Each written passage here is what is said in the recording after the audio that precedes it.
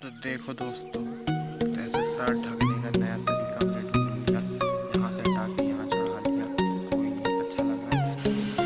सो hey guys, good morning, नमस्ते, सुप्रभात का वहीं तो धरे रहता है। तो दोस्तों, यहाँ गांव में क्या फ़ोन नंबर चार्ज में लगा के रखना पड़ता है, क्योंकि लाइट का भरोसा नहीं कब आती। मतलब वहाँ पर जितने देर जाती है ना शहरों में, यहाँ उतनी देर रहती है लाइट, वो भी हाई लो वोल्टेज में। तो यहाँ पर कोई भरोसा नहीं रहता, तो इसलिए फ़ोन चार्ज में लगाना पड़ता है। आज 10 हैं, तो आज घर की सफाई होती है, लीपा जाता है, पोता जाता है। पता होगा गांव के घरों को गोबर से पोता जाता है, लीपा जाता है, मतलब साफ़ सफाई होती है। तो आज हम वही कर रहे हैं। तो हमारा काम है, जब सब कुछ साफ़ हो जाए तो पूरे घर में गंगा जल छिड़कना है। मतलब कहते हैं ना कि एक फ्रेशनेस, पवित्रता के लिए, कि मतलब इसलिए साफ़ करते हैं पूरा घर की जो भी कीटाणु हो, जर्म्स, बैक्टीरिया हो, या जो भी हमारे गए हैं, उनके लिए साफ़ जगह रहे। समझ रहे हो ना मैं क्या कह रहा हूँ? नहीं समझ में आ रहा तो अपने मम्मी पापा से पूछना, वो ज़रूर समझा पाएंगे। ये देखो गाइस, बंदर गायब हो गया। यहाँ पास बंदर था, उसके यहीं पर जस्ट बैठा था। ये यहाँ पर बंदर और उसके हाथ में छोटा बंदर। अभी एक बंदर बैठा है, बाकी सब गायब हो गए। मेरे ही घर में सब घुसे हैं। वाह। तो ये रहा एक और बंदर, यो बंदर। तो देखो भाई, इंसान होने का डिसएडवांटेज भी है। ये बंदरों को ही देख लो, मस्त खेल रहे हैं, कूद रहे हैं। इनको कोई कोरोना का फिक्र ही नहीं कि कोरोना कुछ है। ये देखो, इधर एक छोटा बंदर भी बैठा है। ये देखो, बंदर ही बंदर, बंदर ही बंदर, बस फ़ोन न चुरा लें। ये बंदर, इतने बंदर कभी देखे हो अपने घर के आसपास? नहीं। तो भाई हमारे यहाँ ऐसा है, कितनी भी लाइट जला लो, बिजली का बिल 100 ही रुपये आता है। जिसके यहाँ मीटर लगा है उसके यहाँ 90-95 देंगे, और जिसके यहाँ नहीं लगा उसको 100 रुपये।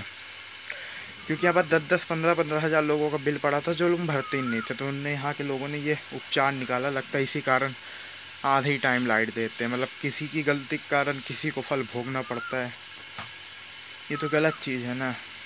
गजब भाई, गजब चीज़ें होती हैं यहाँ। तो मेरे को ड्यूटी मिली थी गंगा जल पूरे घर में छिड़कने के लिए। तो सैनिटाइज़र की बोतल खाली करके इसमें गंगा जल भर के छिड़क कर आए हम घर में, शुद्धिकरण के लिए, जैसे कहा जाता है। अच्छा है भाई, अच्छा है, लेकिन मास्क सिमर घर में पहनना रहना पड़ता ही, अच्छा है।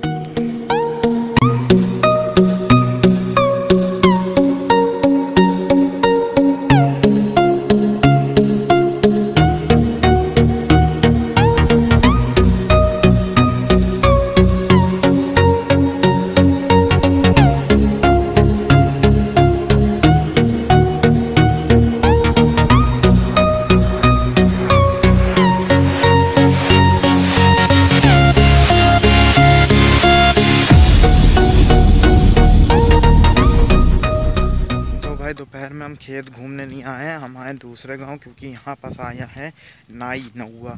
तो मेरे को बाल मुंडवाना ही था ये। तो हमें दूसरे गांव आना पड़ा, क्योंकि वैसे ही मिलते नहीं हैं, और आते हैं तो पता करना पड़ता है कि कहाँ आए हैं, क्यों आए हैं। ये उतना नेसेसरी नहीं था, इसलिए मेरा मूडा नहीं था। लेकिन जब पता चला कि हमारे यहाँ रिश्तेदार ही रहते हैं सब, चाचा लोग, तो उनने बताया आया है और सेफ्टी से करता है। हमने कहा चलो। तो यहीं आए हुए हैं। तो फूफा जी, यहाँ पास मेड है तो यहाँ स्कूटी चलती नहीं, तो फूफा जी आगे निकल गए, हम पैदल पैदल जा रहे हैं। कितना कचरा निकला बाल से, पूरा जमा हुआ था।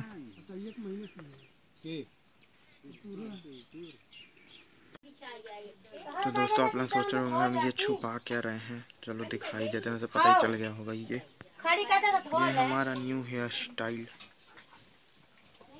तो हेयर स्टाइल में एक नया स्टाइल भी है, जिसने बाल मूंगा, बाल काटा, उसने यहाँ का बाल छोड़ दिया इतना। ये देखो, न्यू हेयर स्टाइल। और ये हमारे डैंड्रफ का कमाल, जो सफ़ेद सफ़ेद खेती हो गई है, साथ में चोट,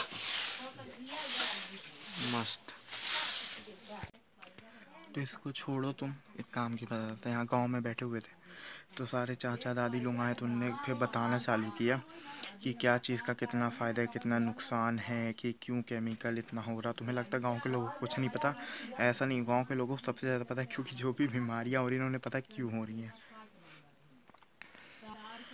तो उनने बोला कि जैसे 1 किलो घी रहता है उसमें टेस्ट हुआ था तो उसमें 200 ग्राम यूरिया निकला था, एक केमिकल है, तो यानी 1 किलो घी में 200 ग्राम यूरिया, 800 ग्राम ओरिजिनल घी, तो भी शरीर में जा रहा, नुकसान ही कर रहा है।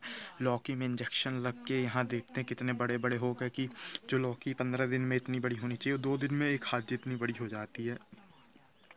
फिर उन्होंने हर चीज़ का बताया कि गाय के खाने में तक केमिकल मिला के डालते ताकि ज़्यादा दूध प्रोड्यूस करे, तो हर चीज़ में केमिकल कैसे मिला है, पहले के लोग कैसे जीते थे, कैसे केमिकल फ्री खाना खाते थे, कोदा हो गया और हर चीज़ हो गई बताया इनने। तो वही मैं सुन रहा था कि जितना तुम सुनोगे उतना आपके लिए अच्छा रहेगा। तो गांव वालों को मूर्ख तो कभी मत समझना, भले वो कम पढ़े लिखे होंगे लेकिन उनके पास नॉलेज बहुत ज़्यादा होगी उस चीज़ की, क्योंकि वो एग्रीकल्चर जो बैकबोन है इंडिया की, उसी से हर चीज़ जुड़ी हुई है। मतलब more than 50% are directly and indirectly dependent on agriculture in India.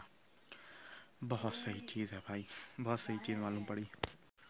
तो भाई पापा भी बैठे थे तो एक अंकल से बात कर रहे थे, तो कह रहे थे कि अब मैं चलता हूँ अपने बेटे का बर्थडे मनाने के लिए। तो पापा ने कहा बिल्कुल सही, ये ऐसा टाइम है कोई भरोसा नहीं कि कब क्या हो जाए, किसको मन में एक शिकवा ना रह जाए कि नहीं यार, कि मरते दम पे बेड पे सोच रहे हैं नहीं यार मैं काश कर लिया होता। सेम मेरे चीज़ हुआ था। मार्च 27 मार्च को मेरा बर्थडे आता है, उसी टाइम मार्च में मैंने मम्मी और पापा को कहा था मैं दादा दादी के साथ बर्थडे मनाऊंगा अपना 27 मार्च को।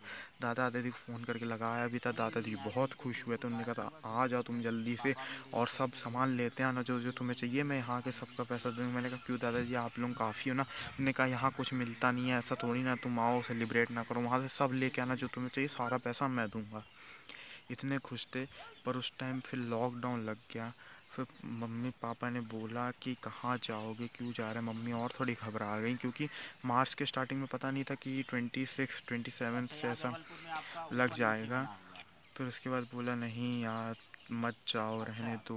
और उस टाइम हम सबको किसी को भी ये उम्मीद थोड़ी ना पता था कि हम यहाँ इस तरीके से गांव आएंगे वापस और इस तरीके से मिलना हो पाएगा, दादाजी नहीं रहेंगे, उनसे नहीं मिल पाऊँगा। वो शिकवा मेरे साथ पूरी ज़िंदगी भर रहेगा जब तक मैं उनसे वापस ना मिल लूँ, मतलब मरते दम तक। तो वो ज़िंदगी भर वो चीज़ रहेगी कि हाँ यार रह गया, कर लिया होता। तो दुनिया की फ़िक्र छोड़ो, अपने घर परिवार अपने लव वंस के साथ रहो, सेलिब्रेट करो। दुनिया का मत सोचो कि वो लोग क्या सोचेंगे, तुम ये सोचो कल को अगर वो नहीं रहे तो तुम क्या करोगे, तो तुम्हारे मन में वो ख्वाहिश रह जाएगी जैसी मेरी रह गई है।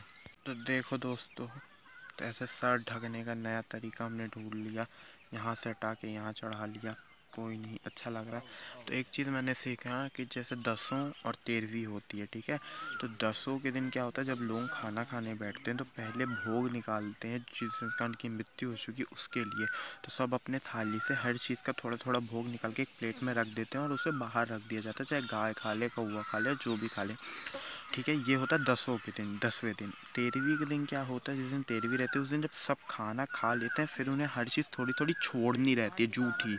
खाना खाने के बाद थोड़ी थोड़ी चीज़ें झूठी छोड़नी रहती हैं। ये आज मेरे को पता चला जब वहाँ बैठ के सब बात कर रहे थे कि झूठा छोड़ना है कि पहले देना है, तो वापस दादाजी लोग जो है उन्होंने बताया कि 10वीं के दिन क्या करते हैं, पहले ही निकाल देते हैं और 13वीं के दिन झूठा छोड़ते हैं। तो ये चीज़ मेरे को यहाँ आके पता चली।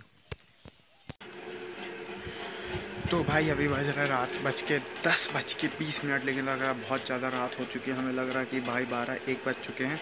ये स्कैल धीरे धीरे साफ़ हो रहा, बहुत अच्छी बात है। ये पूरा कमरा था, पापा उधर सो रहे, वो मत देखना।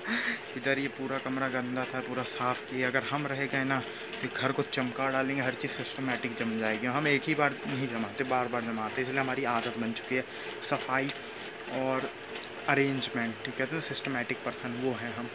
तो शायद तक व्लॉग एंड करते हैं। देखो हमने अपना आसन भी ये सही कर लिया, अब इसमें मस्त लेट के फ़ोन चलाएंगे।